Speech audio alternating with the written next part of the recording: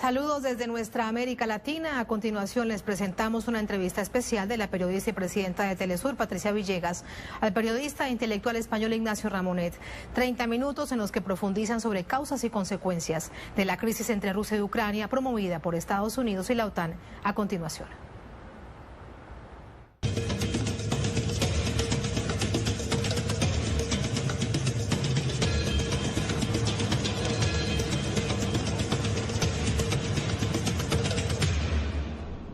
Hola, ¿qué tal? ¿Cómo está? ¿Cómo le va? Muchas gracias por estar con nosotros en este Telesur, en su producción multimedia, a la par que estamos en nuestra producción en broadcast, con mucha información acerca de uno de los hechos más relevantes de esta jornada, sin duda alguna, pero también que puede ser uno de los hechos más relevantes de los próximos años para todo el planeta. ¿Por qué están así? Realmente este es uno de los escenarios, de las posibilidades. ¿Qué ha pasado antes de esta fecha que puede presentarse, digamos, en el futuro inmediato para Europa, para Rusia, para Ucrania? ¿Cómo se ha posicionado América Latina frente a estos hechos que hoy están en los principales diarios del mundo? Si son diarios en Occidente, como se percibe y se menciona desde Rusia, la mayoría, la gran mayoría alineados con la política exterior estadounidense y europea. También Rusia ha generado una potente capacidad de comunicar su perspectiva y en este lado de la historia se habla de una intervención necesaria en territorio que ya es considerado por Moscú como patrias independientes, como naciones independientes, pero Occidente habla de una invasión a Rusia. En todo esto ha aparecido nuevamente la palabra guerra. Vamos a darle la palabra a alguien que conoce, que sabe, que piensa, que analiza, que además ha vivido muchísimos años en Europa. Ese es su continente, digamos, de origen. Se trata, ya lo tienen aquí en pantalla, del muy querido, prestigioso, reconocido profesor Ignacio Ramonet. Él se encuentra actualmente en Panamá haciendo una gira de charlas y de conferencias con distintos sectores de la sociedad panameña. Le agradezco mucho que haya sacado este tiempo para Telesur, para compartir estas reflexiones. El profesor Ramonet, como ustedes saben, es un extraordinario periodista y además es un intelectual, es un hombre que piensa el tiempo este complejo que nos ha tocado vivir. Profesor Ramonet, una de las cosas que yo quisiera empezar a preguntarle tiene que ver con lo que he leído durante estas horas en redes sociales, y mucha gente, ciudadanos del común, decían, estamos saliendo de una pandemia y ahora entramos a una guerra. ¿Es así? ¿Usted siente, antes de preguntarle por algo de reflexión, le pregunto por algo de la sensación? ¿Es así? ¿Esta perspectiva es real desde su corazón? Sí, bueno, primero, Patricia, un placer estar en Telesur y en particular de estar conversando contigo, sobre todo en un día como hoy tan importante. No cabe duda, bueno, tú lo dejabas entender, que este 24 de febrero marca la entrada del mundo en una nueva edad geopolítica. Estamos en una situación absolutamente nueva. Probablemente desde la Segunda Guerra Mundial no había habido un acontecimiento bélico tan importante como esto. Ha habido en Europa, evidentemente, muchos acontecimientos importantes: la caída del muro de Berlín, la implosión de la Unión Soviética, las guerras en Yugoslavia, en la ex Yugoslavia. Pero esta es una fecha absolutamente importante. Y es verdad, como tú lo señalas, que en cierta medida este acontecimiento empalma con la pandemia.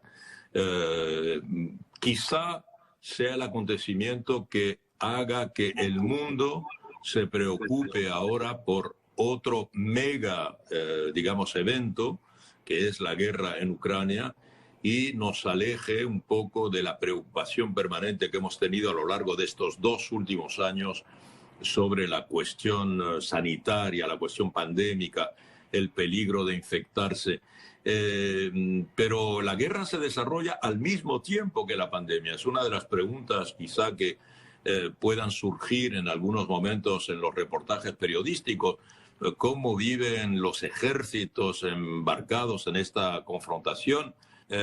bueno, la cuestión de la COVID. Los militares llevan mascarilla, por ejemplo, anti-COVID, no lo sabemos. Pero no cabe duda de que este acontecimiento viene a sumarse a la pandemia. Nueva edad geopolítica, ha dicho usted, profesor, en esta primera respuesta, en este diálogo que sostenemos, a los cuales les invitamos a sumarse y que luego también vamos a colgar en las distintas redes sociales de Telesur. ¿Esta situación era evitable? ¿Podía haber algunos hechos que hubieran impedido que estallara la confrontación directa? Mira, Patricia, evidentemente esta situación era evitable, no cabe duda. Hay que decir las cosas como son. El presidente Putin lleva ya varias semanas. Esta crisis, digamos, se intensificó en los últimos 2 meses y en los últimos 2 meses ha habido intervenciones bastante frecuentes del presidente Putin. Y Putin ha reiterado cuál era la demanda de Rusia. Y la demanda es muy sencilla. Lo que reclama Rusia es sencillamente, sobre la cuestión de la seguridad, Putin dice, la seguridad no se puede dividir. La seguridad de un Estado no puede ser un absoluto. La seguridad de ese Estado solo es seguridad si garantiza la seguridad de otros estados, en particular los estados que están en sus fronteras.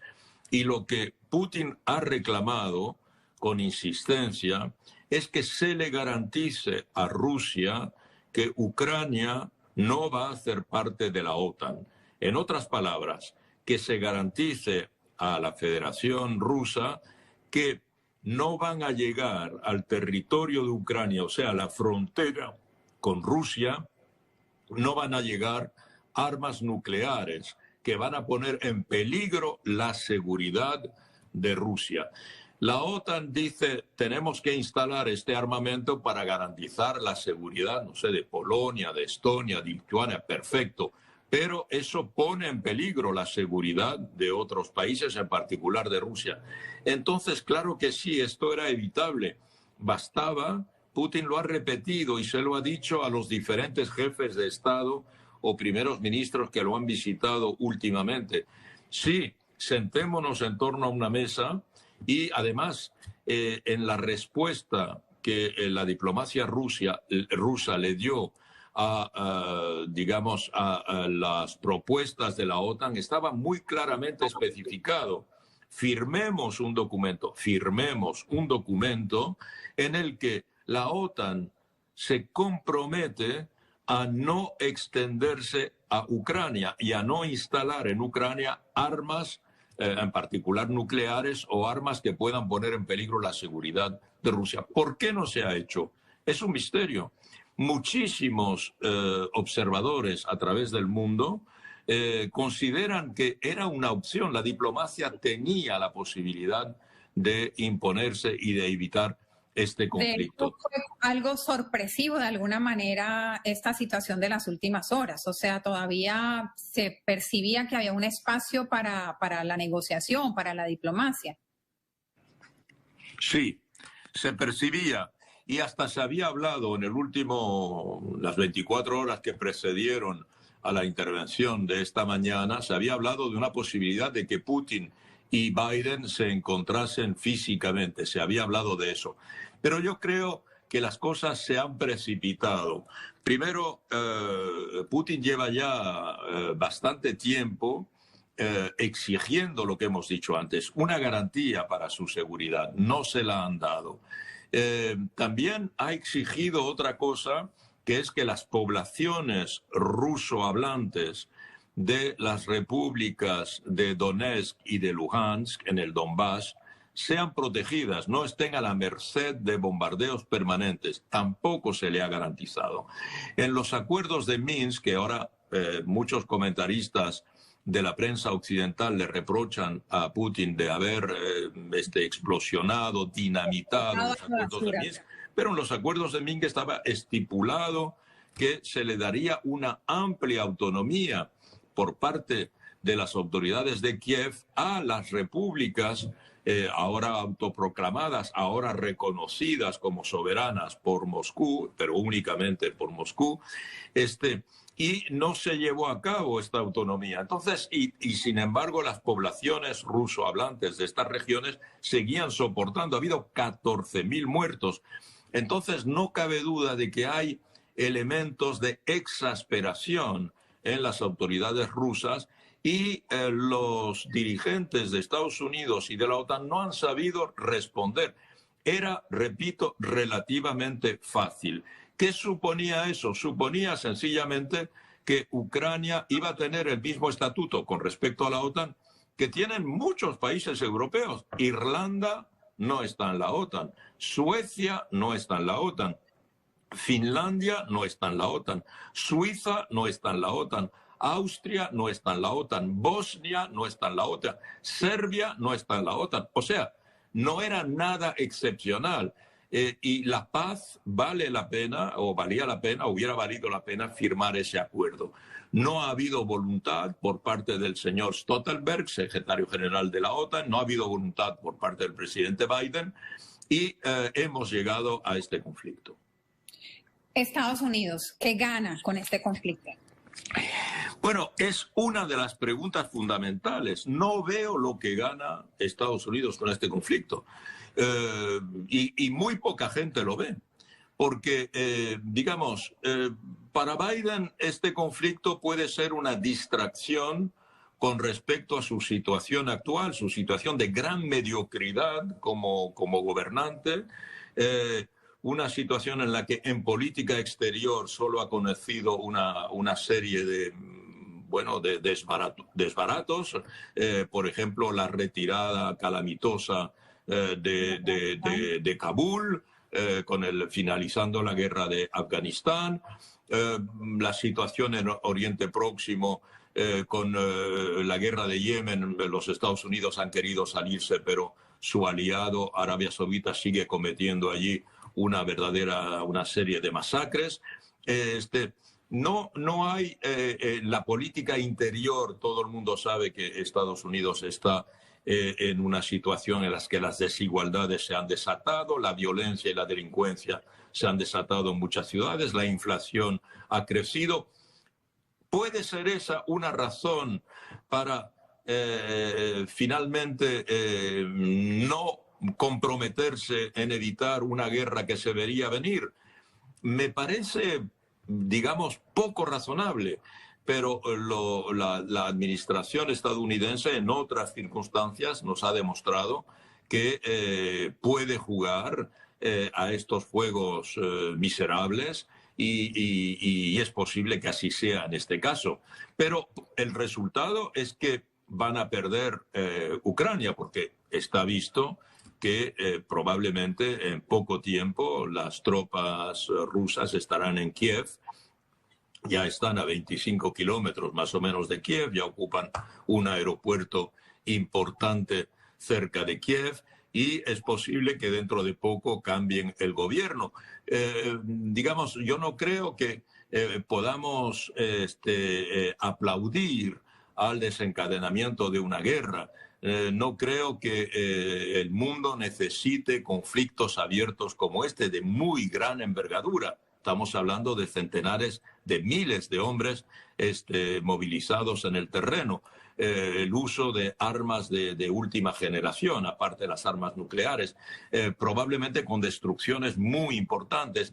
Como he dicho al principio, entramos en una era geopolítica nueva. Esto va a tener consecuencias, está teniendo consecuencias para el mundo entero y para los próximos años. Y yo creo realmente que no se le ha dado por parte de la OTAN y por parte de Estados Unidos, no le han dado las posibilidades a la paz, a la negociación, a la diplomacia, de encontrar una solución a este problema. Y este problema tenía solución diplomática. Profesor, si no gana Estados Unidos desde esa perspectiva, ese análisis que usted nos está compartiendo, entonces, ¿quién está ganando con esta guerra que lleva, sobre el terreno menos de 24 horas? Perdona, no oí bien, porque el sonido no está funcionando bien. Si no gana Estados Unidos desde esta perspectiva de análisis, ¿quién sí está ganando con esta guerra? Bueno, Evidentemente, el principal vencedor en esta guerra va a ser Rusia. Cuidado, si esto no se envenena. Una guerra se sabe cómo empieza, nunca se sabe cómo termina. Y a veces no termina tan fácilmente como empieza. Pero si todo se desarrolla como podemos pensarlo, no cabe duda que el vencedor va a ser, desde el punto de vista militar y desde el punto de vista político, va a ser Moscú.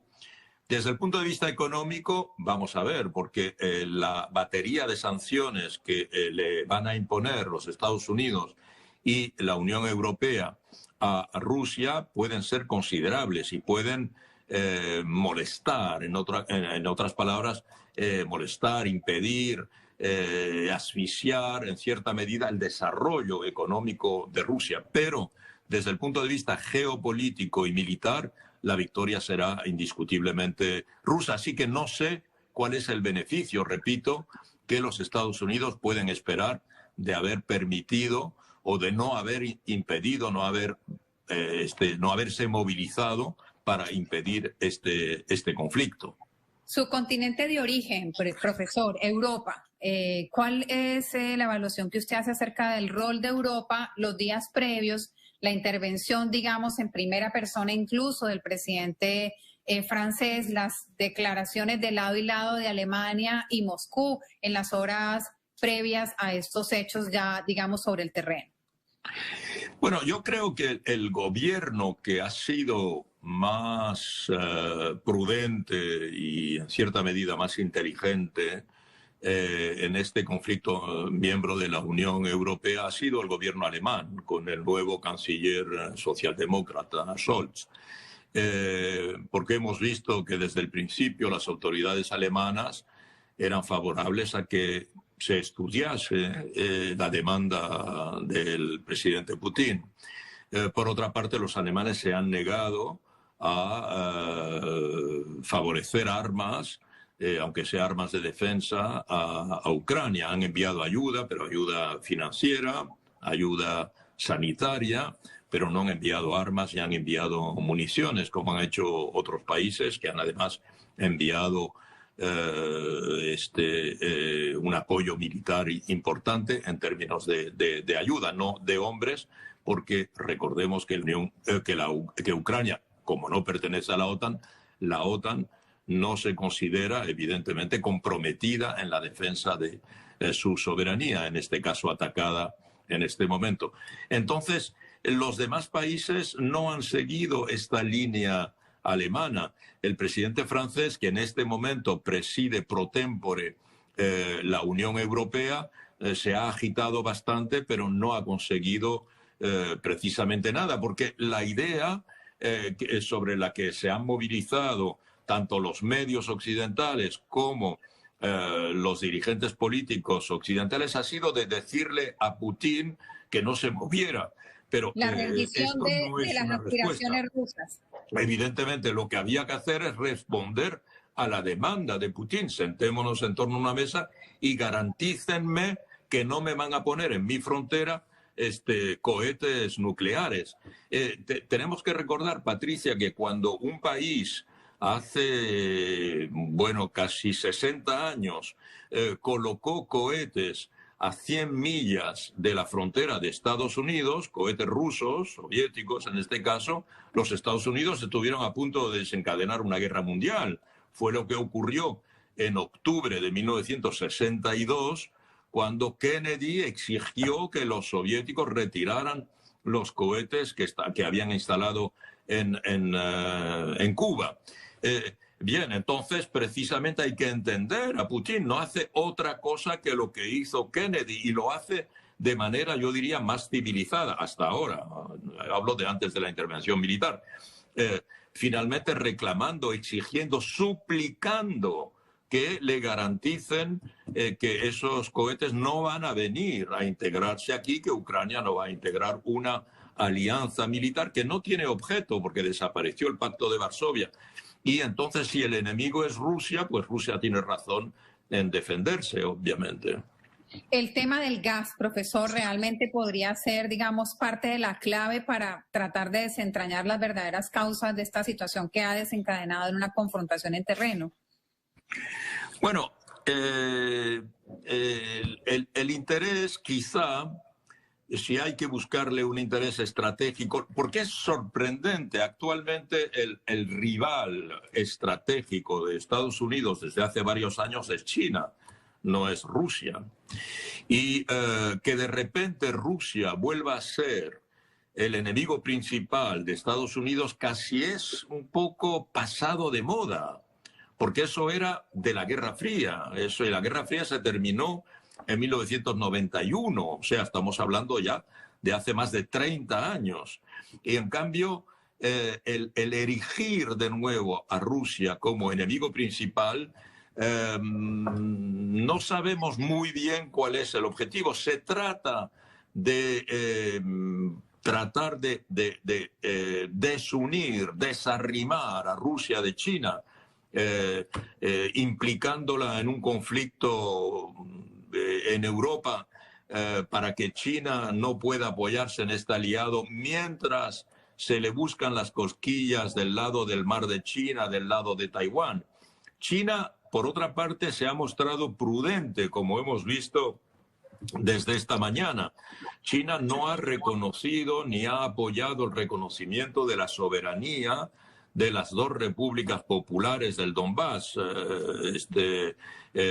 Luhansk y Donetsk. ¿Por qué? Porque China no quiere dar un pretexto para que otro Estado reconozca la independencia de Taiwán. Evidentemente, ¿puede China inspirarse de lo que está haciendo Rusia invadiendo Ucrania para invadir Taiwán? No lo sé. Vamos a ver cómo se desarrolla esta cuestión. Los Estados Unidos pueden tomar pretexto de esta situación en Ucrania para anunciar mañana que China se dispone a invadir Taiwán para desencadenar un conflicto con China. Bueno, puede ser también. No cabe duda de que la dinámica geopolítica se está moviendo. Lo que Usted habló de invasión. Permítame, lo interrumpo en esa palabra que me parece clave. ¿Es realmente una invasión de Rusia a estos territorios? Hasta hace unas horas considerados parte de Ucrania, pero el propio Moscú los ha reconocido como repúblicas independientes. Claro, desde el punto de vista de la armadura legal, el discurso del presidente Putin esta mañana está perfectamente, digamos, armado para integrarse en el derecho internacional, desde el punto de vista digamos, de la lógica del derecho internacional. ¿Por qué? Porque el presidente Putin, cuando anuncia la intervención de las tropas rusas esta mañana a las 5 de la mañana, dice, basándonos en la Carta de Naciones Unidas, capítulo no sé cuánto, párrafo no sé cuánto, y teniendo en cuenta la demanda de ayuda que nos han formulado los gobiernos de las repúblicas de Donetsk y de Luhansk, y teniendo en cuenta el genocidio que se está produciendo contra la población ruso-hablante, hemos decidido hacer una misión militar especial para proteger a esas personas. Bien, esa es la apariencia. La realidad, evidentemente, es que hay una intervención militar de gran envergadura que se hace por varios, por lo menos por 3 lugares de la frontera, por el norte, muy cerca de Kiev, por eso ya prácticamente las tropas rusas están a las puertas de Kiev, se hace por el este, por el Donbass, y se hace por el sur, ¿verdad? Cerca de Crimea, donde al parecer las tropas rusas han avanzado de más de 100 kilómetros. Entonces, sí, va a ser, digamos, una ocupación de Ucrania. No, el presidente Putin lo ha descartado.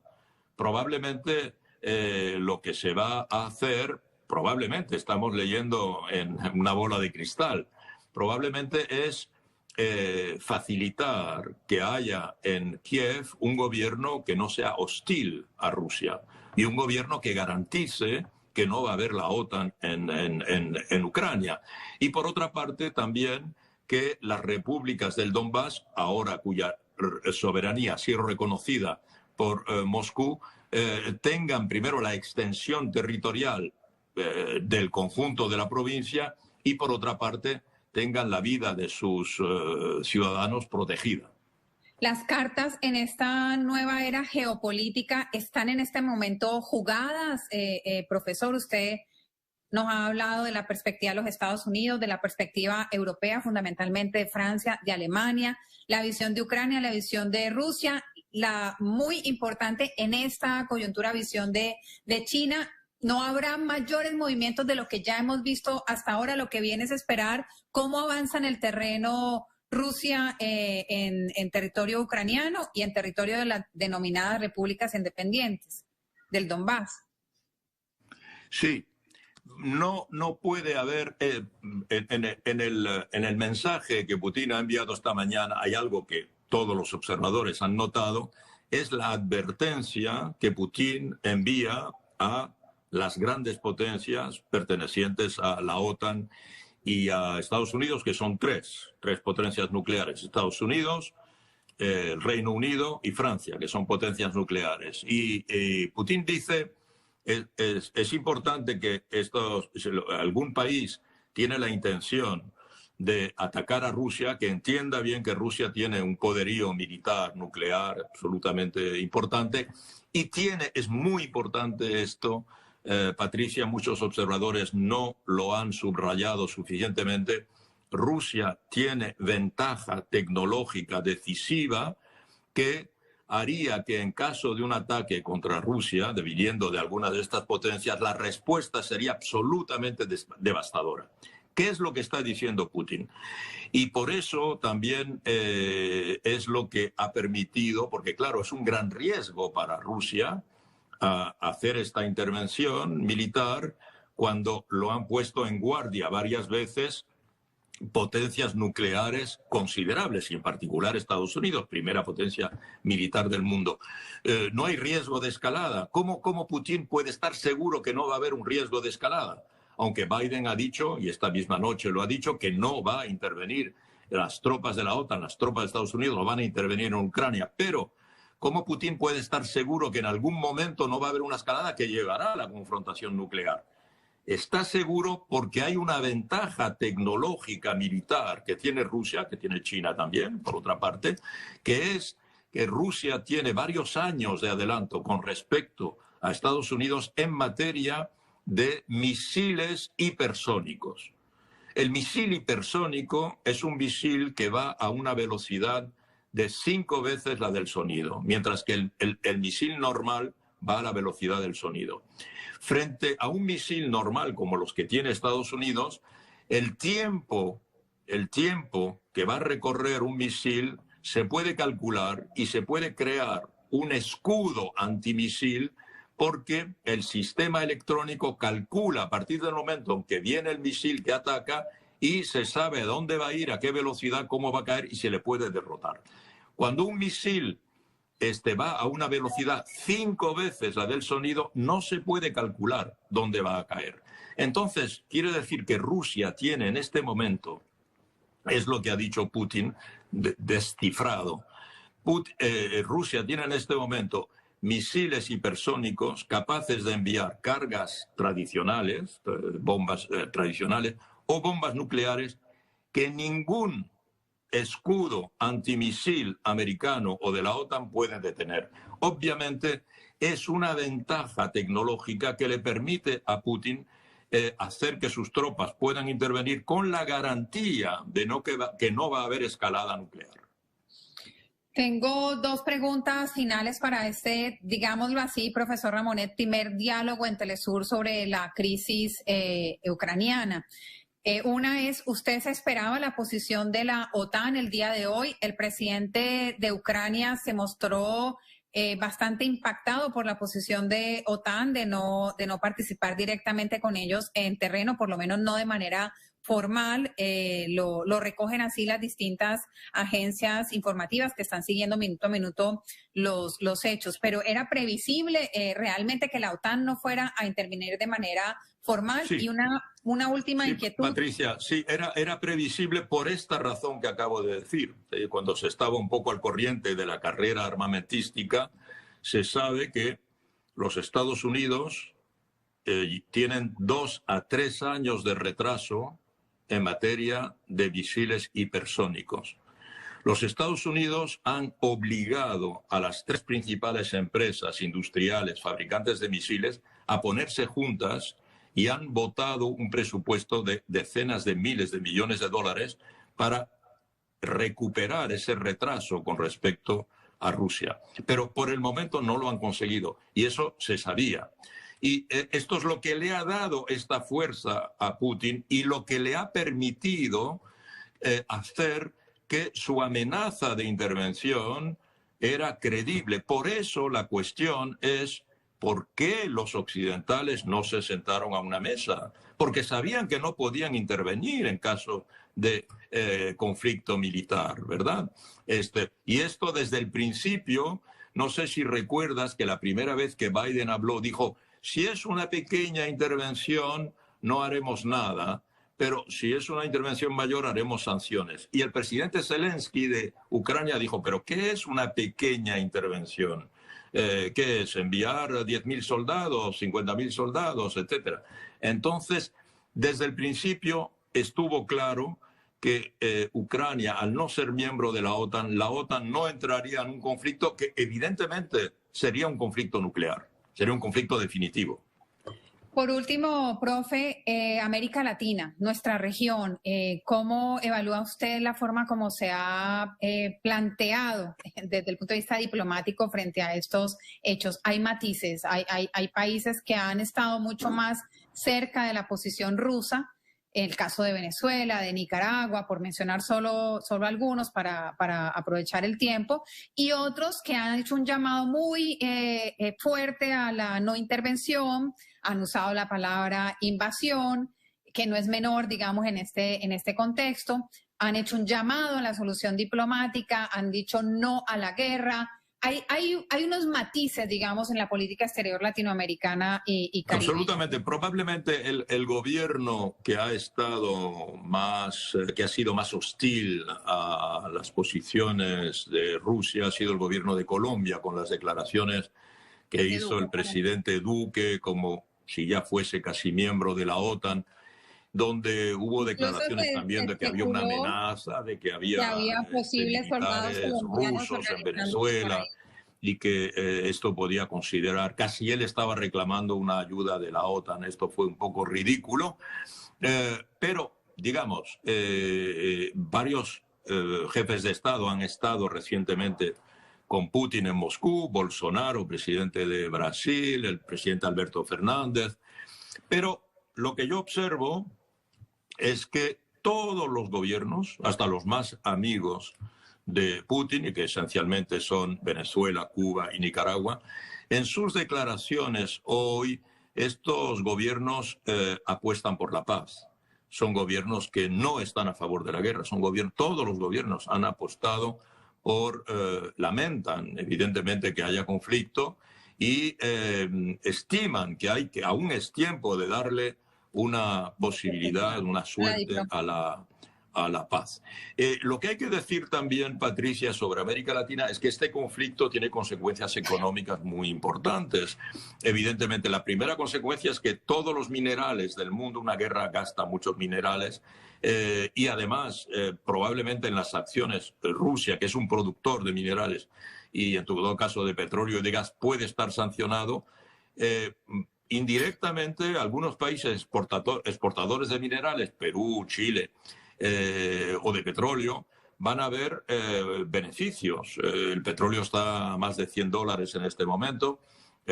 Bueno, por ejemplo, también si Occidente decide boicotear la compra de petróleo o de gas a Rusia, habrá que encontrar ese petróleo en otra parte.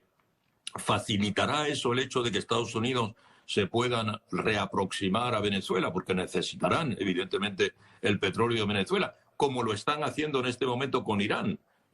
Entonces, es otro aspecto. Por otra parte, Rusia y Ucrania son los principales productores en el mundo de trigo.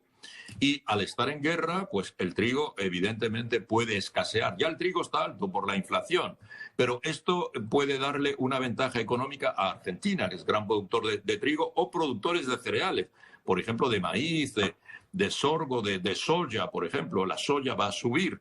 Y para países como, bueno, Argentina, Brasil, Paraguay. O sea, esto no es un conflicto que está localizado en Ucrania y que no tiene que ver con el resto del mundo. El resto del mundo está impactado.